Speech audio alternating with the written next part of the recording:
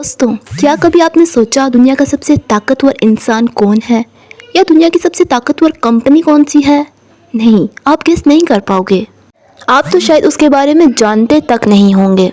आज Apple, Google और Facebook दुनिया को कंट्रोल ज़रूर कर रहे हैं, पर क्या कोई ऐसा भी है जो इनको कंट्रोल करता है? आपने हमेशा ये बात सुनी होगी, दुनिया में कुछ लोगों के पास इतने पैसे होते हैं कि जैसे भी हालात हों उन्हें कोई फ़र्क नहीं पड़ता, वो कमाना नहीं छोड़ते। लेकिन क्या कभी आपने सोचा कि ये कुछ लोग हैं कौन? तो आज की हमारी वीडियो एक ऐसे शख्स और ऐसे पावरफुल शख्स के बारे में है जिसका नाम है ब्लैक रॉक।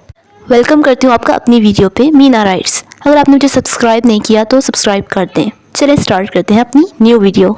दोस्तों, आपको क्या लगता है ब्लैक रॉक कोई स्टोन है? सुनने से तो ऐसा ही लगता है, लेकिन ये एक कंपनी है जो पत्थर से कम नहीं, क्योंकि इसको हिलाना इतना ही नामुमकिन है जितना कि एक माउंटेन को। अब आप लोग ये भी सोच रहे होंगे कि ये जो कंपनी है कोई ना कोई तो इसका ओनर होगा।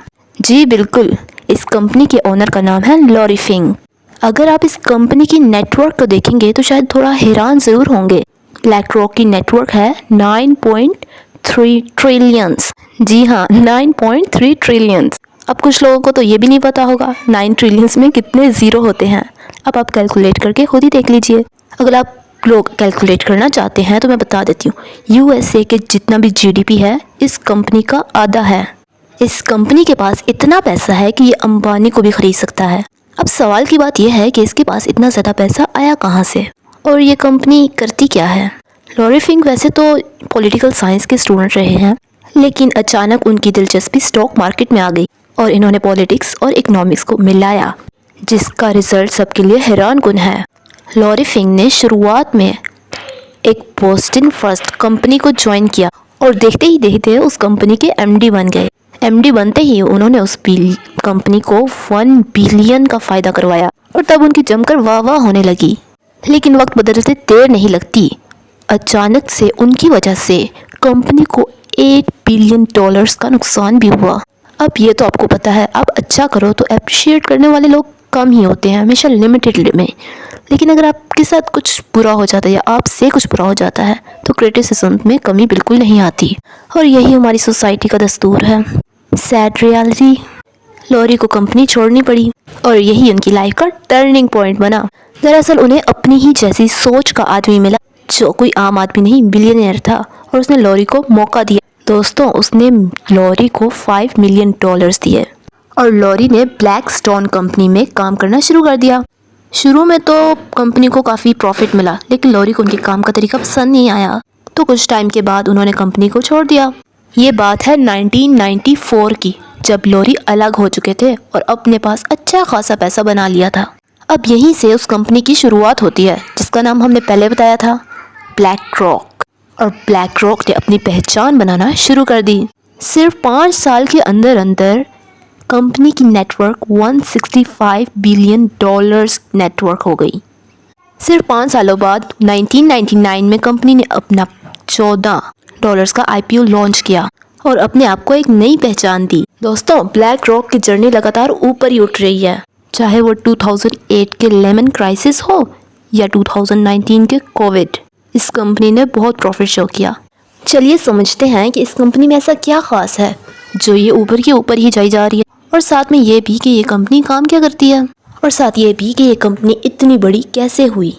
दोस्तों, ये कंपनी एक इन्वेस्टमेंट कंपनी है। ये कंपनी बहुत ही चालाकी से उसी कंपनी में इन्वेस्टमेंट करती है जो या तो बहुत बढ़ चुकी है तो या तो बढ़ रही है। हर बड़े कंट्री के बड़े बड़े स्टेट्स में इसका स्टेट है। तकरीबन 100 कंट्रीज़ में ये एज अ क्लाइंट बेस काम करती है। ऐसा कोई भी कॉन्टिनेंट नहीं जहाँ पे इसकी प्रेजेंस ना हो।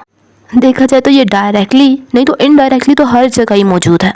हर बड़ी कंपनी के सरप्लस फंड को यही देखती है, यहाँ तक कि आरबीआई फंड के एक्सेस पैसे यही कंपनी अपने पास रखती है। साथ ही बहुत सारी कंपनीज के पेंशन फंड्स और इंश्योरेंस फंड्स को यही कंपनी मैनेज करती है, और जब भी किसी कंपनी को पैसे की ज़रूरत होती है तो ये उसको पैसे भी प्रोवाइड करती है। आइए इसकी शेयर्स को बड़ी बड़ी कंपनीज में देखते हैं और मालूम करते हैं कि इसकी प्रेजेंस कहाँ कहाँ तक है। फोर्ड पे 7.25%, फेसबुक पे 6.5%, एप्पल और साथ साथ जीपी मॉर्गन में भी 6.5% और वेरिजोन में 7.5%, ऐसे ही और ना जाने कितनी कंपनीज में इसके शेयर्स हैं। और हम जो भी चीज़ इस्तेमाल कर रहे हैं, चाहे वो हमारे मैगी का पैकेट या मूवी स्क्रीन, सब कंपनीज में इसके स्टेक मौजूद हैं। दोस्तों, फ्लाइट बुकिंग की वेबसाइट से लेकर एरोप्लेन में लगने वाले स्टील या फ्यूल, सब में इसका स्टेक है। Hotels, malls, entertainment zone, foods और गारमेंट, यानी जो कुछ भी आप अपनी आंखों से देख सकते हैं, हर कंपनी में इसका स्टेक है। अब आप लोगों को ऐसा लग रहा होगा, अगर ब्लैक रॉक सचमुच में इतनी बड़ी चीज़ है तो आज तक हमने इसका नाम क्यों नहीं सुना? ये क्या सच में कोई इल्यूमिनाटी है जो सिर्फ पेपर्स पे एग्जिस्ट करती है, या इन रियलिटी इतनी पावरफुल ऑर्गेनाइजेशन है? अगर आप इस कंपनी के बारे में नहीं जानते तो ये इसलिए नहीं कि आप नहीं जानते या उसकी पहचान नहीं है, ये इसलिए है क्योंकि वो कंपनी खुद ही नहीं चाहती कि लोग उसको जाने, क्योंकि 90% वर्ल्ड मीडिया को ये खुद ही ओन कर रही है। और हम ज़्यादातर नहीं मगर तकरीबन सारी ही चीज़ें मीडिया से ही जानते हैं। फॉक्स मीडिया 18%, CBS 16% और कॉमकास्ट 13%। अगर ये खुद कंपनी चाहे तो दुनिया के सब बड़े चैनल्स पर देखे और सुने जाएं, पर इस कंपनी को शोहरत में कोई इंटरेस्ट नहीं है, क्योंकि उनके CEO लॉरी को कोई इंटरेस्ट नहीं है। और ऐसा इसलिए कि वो अपने कॉन्फ्लिक्ट ऑफ इंटरेस्ट को कंट्रोल कर सके। अब ये बात हम आप पे छोड़ते हैं कि आप अपने माइंड से सोचें कि इसमें कितनी सच्चाई है। बहरहाल हम ये जान चुके हैं कि ये कंपनी काम क्या करती है और कैसे ये हर जगह मौजूद है। लेमन की जो क्राइसिस है, ये सब इसी कंपनी के करतूत हैं।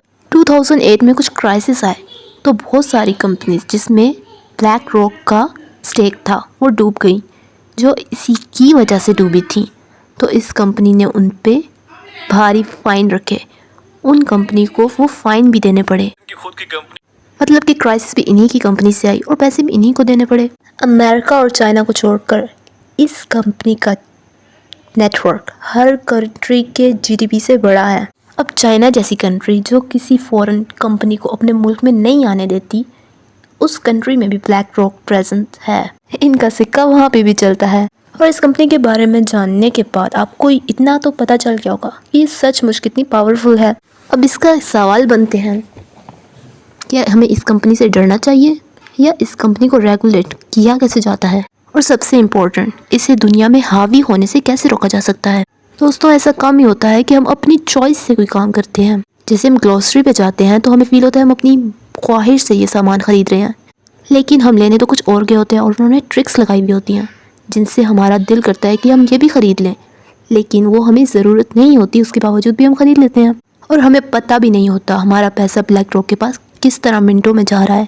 चाहे आप कुछ भी करो, आपका पैसा उसके पास जाएगा ही। आप गूगल पे कोई भी बड़ी कंपनी सर्च कर लो, उसके टॉप में एक नाम ज़रूर होगा और वो है ब्लैक रॉक।